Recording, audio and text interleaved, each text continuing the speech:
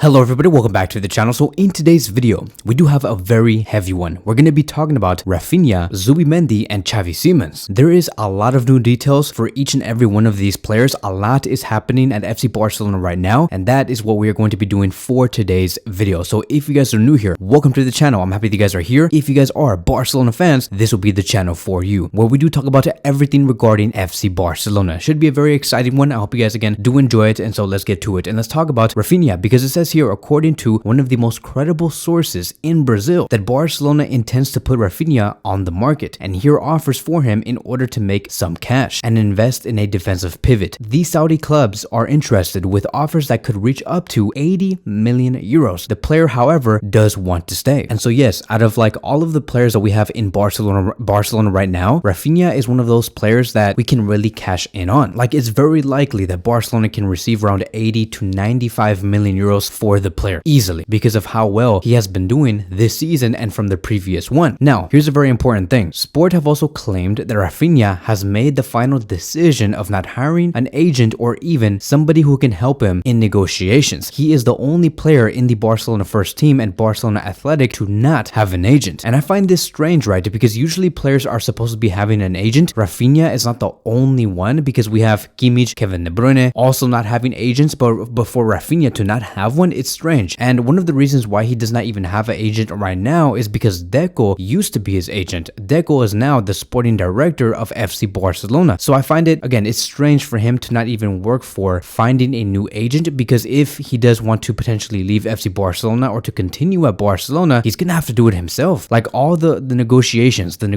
skills in terms of wages, endorsement deals, interviews, everything is on him. I would really recommend for the player to find an agent elsewhere, besides if it's not going to be Deco, because I feel like he does favor Deco in some way, but I would really recommend it because it would allow him to just focus on training and playing. But the main reason why I brought this up is because if Raphinha truly is his own man and nobody else negotiates for him, I don't think that he is going to be leaving in the summer. Even if it was true that Barcelona want to push him out, Raphinha will not leave. Because if you do have an agent and you tell yourself, I don't want to leave, that agent is going to be saying, hey, look, I want to give you my own advice. They don't want you. I know that you want to stay, but I can find you a different club where they're going to pay you higher, and maybe sportingly you might succeed even more. Raphinha is not going to be having that voice next to his shoulder, which ultimately makes me believe that he will not leave. And that's, again, if Barcelona truly do not want him there, because honestly, I don't believe that Barcelona want to kick Raphinha out. I think that it would be a huge mistake. Looking at his goals and assists and how much he has been progressing over the past 5 years. Back in the 2020-2021 season, he played in 31 matches, scored 6 goals, and provided 9 assists. In the next season with Leeds, he played in 36 matches, scored 11 goals and 3 assists. The following season after that, which was his first season at Barcelona, he played 50 games and scored 10 goals and provided 12 assists. It's really not that bad for a debut season. And then in the next season, which was his second season with Barcelona, he played in 35 matches, he has 9 goals and 11 assists. You can really tell that he has upped his game and he has become much more effective. Even without the goals and the assist, he does give a lot in terms of aggressiveness, the pressing. He always runs, and you can truly see that he gives 110%. I really think that he deserves to stay at Barcelona, because if you look at the current context of like Barcelona and how they play, a lot of these players sometimes don't even press. They half-ass a lot of the things. Raphinha is not one of those players, and I remember him making out a tweet, and he said that he was proud of his team, he was proud of this club, and that he would kill and die for each and every one of the players there. And I'm like, dude, like, that's what I'm talking about. I love that passion. I love the fact that this guy here has an elite mentality, always willing to give out 110%. I also remember that he gave out everything within a span of 90 minutes against PSG, where they lost 4-1. He gave out everything in every minute through the full 90 minutes. There were players out there in that game against PSG when they lost, right? And they were like almost giving up with their heads down, saying that they're sad, that there's no hope. But Raphinha was out there just hustling. So to me, no, it's a huge mistake. He deserves it. There's only like 3 players that I believe that give out a lot of aggressiveness on the pitch, and that is Fermin Lopez, Xavi, and Raphinha. Why would you lose Raphinha this summer? He deserves a third season for sure. Moving on towards the next conversation, and I do want to speak about Zubimendi. Now, this is where things get like super, I would say, interesting, because I did not expect for this piece of news to even come out. Remember how I did state that Barcelona are eyeing Nico Williams and Joshua Kimmich, right? Nico Williams to reinforce our left wing position because he knows the players in Barcelona, and also because he plays in La Liga. He is going to be knowing many of the teams that he is going to be facing once he does represent FC Barcelona in La Liga. With Joshua Kimmich, it would be also another correct signing because we could put Kimmich on the right back position, form a 2-3-5 formation. When we do go on into the attack, Kimmich inverts himself into the midfield with Frankie and Gavi, or maybe Gundogan and Gavi, or Gundogan and Pedri. Kimmich can give you that type of versatility. But recently, Barcelona met with the agent of Zubimendi 2 days ago, and it says here, according to Jijantes, that there was a meeting between Zubimendi's agents and Barcelona, who've conveyed their strong interest in the player. However, many things have to happen to invest in such a deal. As of today, it's more of a dream. Deco had a meeting with the agent of Zubimendi 3 days ago. He is a player that is really liked by Xavi Hernandez, though the operation is complicated due to the price, which is 60 million euros. And let me tell you, to bring in Zubimendi to Barcelona, it would really satisfy many of the Barcelona fans and the people that work within Barcelona, because he can actually play as a lone pivot. Kimmich can do that, but it is not preferred. Many coaches do try to have Kimmich paired with like another central defensive midfielder, but Zubimendi can play as a lone pivot, and he has done that multiple times for his current club and also in Spain. So can you imagine bringing in Zubimendi and pairing him up with Pedri and Gavi, and we can have a traditional one pivot and two central midfielders type of midfield,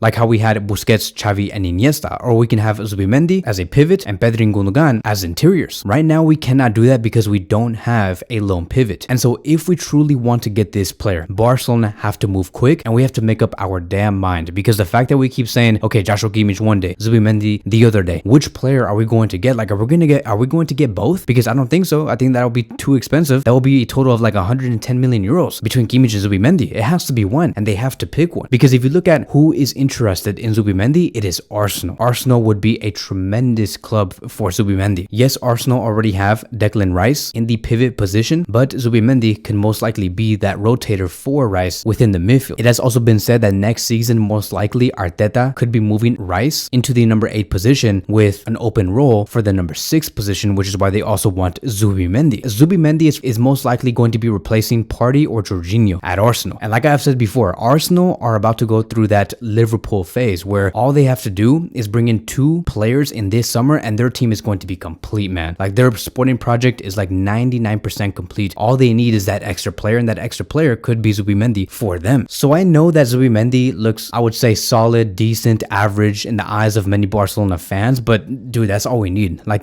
all we need a decent pivot at Barcelona, and we will be set, because right now our situation in the pivot position is horrible. I think that it will be okay to take that step to just say we have a decent pivot, because we don't have anything right now. Sure, he's not going to be the next Sergio Busquets. I understand that. Busquets actually did state about a year and a half ago that Zubimendi is the closest player to him, but even if he is half of Sergio Busquets, that is completely fine. Barcelona would definitely benefit off of having Zubimendi right there with Pedri and Gavi. And if we compare Zubimendi with Joshua Kimmich, you can just tell that Kimmich is that player that gives you so much more in the final third, because look at the key passes, look at the progressive passes, look at the forward passes, even the carries, Kimmich is better, but Zubimendi can grow within those areas. Also, Zubimendi is a little superior in terms of defensive actions, so it would be very exciting to see how he would evolve under Xavi Hernandez in the next season. Now moving on towards the last conversation for today, and that is going to be about Xavi Simons, and we are going to make this one very quick because I already made a video on this player. You guys can go check that out. I posted that like about 5 to 6 days ago, but here are going to be even more updates on the player. It says here, according to Roger Torreo, that Xavi Simons wants to return to Barcelona. Xavi loves the player, who has an option to choose the club he'd like to join on loan. There's a pending meeting between Xavi Simons and PSG very soon. Barcelona is open to getting him, but only on loan. It is not going to be a buy. Xavi Simons is willing to do whatever it takes to be part of the first team at Barcelona and to fulfill his long-term dream. And so part of the reason why this feels real, the fact that there is that chance that Xavi Simons can come to Barcelona, is because PSG have shown over and over again they want nothing to do with this player. Like, he was loaned out twice ever since he joined the first team. He only spent about 6 to 5 months with PSG's first team, and then ever since that, he has only been seeing loans, one with Leipzig and one with PSV. He's about to come back from his current loan. And I remember back in the summer of 2023, Luis Enrique came in to coach PSG, and he said, okay, I'm going to be sending Xavi Simons out on loan again, and I want to bring in Barcola, Dembele, and Mwani. And I'm like, dude, I remember that moment. I'm like, dude, are you serious? Xavi Simons just had an amazing loan spell and you want to send him out? And so in the end, I would welcome this loan. If it's true, if Xavi Simons can truly pick whoever he wants to choose, whether it's Barcelona, Arsenal, Real Madrid, who knows, right? If he really has that type of option to choose any loan that he does want, I would welcome it. But let me tell you, it's going to be the exact same predicament of whatever we have with Joao Felix. Look at how hard it is to negotiate with Atletico Madrid and why it can never be so certain that these loanees can succeed at Barcelona. And here's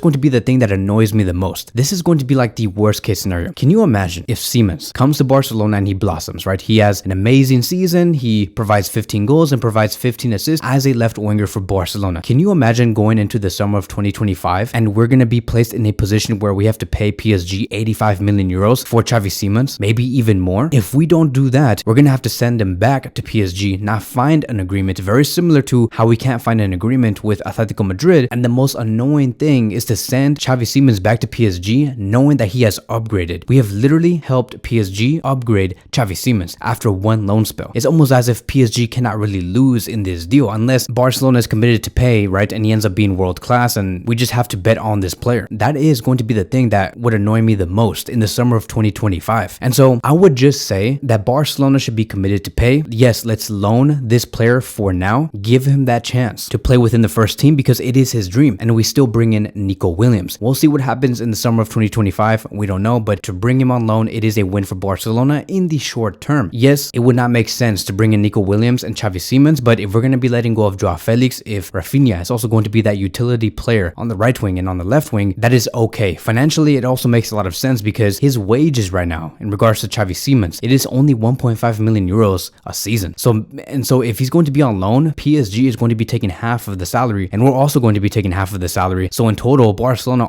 only has to pay 800,000 euros a year for the next season for the player. I think that's less than what we paid for Joao Felix to come over here. So Barcelona are going to be losing nothing in the short term. To me, it's a win. We just don't know how the summer of 2025 is going to turn out. And so that is it. That is going to be wrapping up today's video. Thank you guys so much for watching and I will see you guys in the next one.